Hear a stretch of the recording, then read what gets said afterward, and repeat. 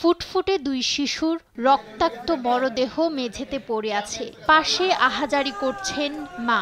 জানিয়েছেন ঘুম থেকে উঠে দেখেন দুই সন্তানের মরদেহ। কিন্তু রাত পোহাতেই বেরিয়ে আসে লোমহর্ষক তথ্য। 4 বছর ও 6 বছর বয়সী দুই সন্তানকে নির্মমভাবে কুপিয়ে হত্যা করেছে তাদেরই মা।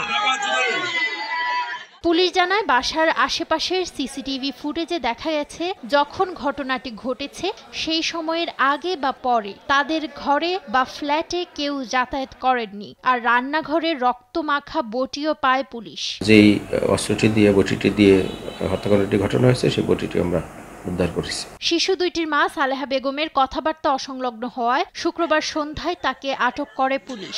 ওই সময় তার হাতে কাটা দাগ দেখে পুলিশের সন্দেহ বাড়ে। এক পর্যায়ে মধ্যরাতে সালেহা বেগম তার দুই সন্তানকে হত্যা করার কথা স্বীকার করেন। আমরা ওই বাড়ির ভিডিও ফুটেজ এবং তাদের সমস্ত আত্মীয় স্বজন, আশেপাশের লোকজন সকলকে জিজ্ঞাসাবাদ করি এবং পারিপার্শ্বিক অবস্থা পর্যালোচনা করে সবকিছু ম্যাচ করে আমরা তার মাকে আমাদের হেফাজতে নিয়েছি।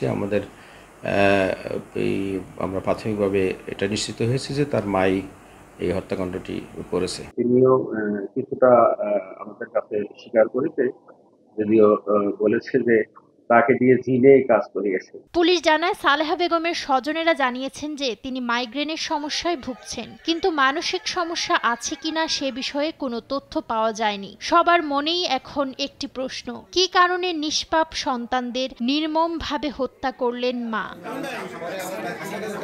নিউজ ডেস্ক, দেশ টিভি।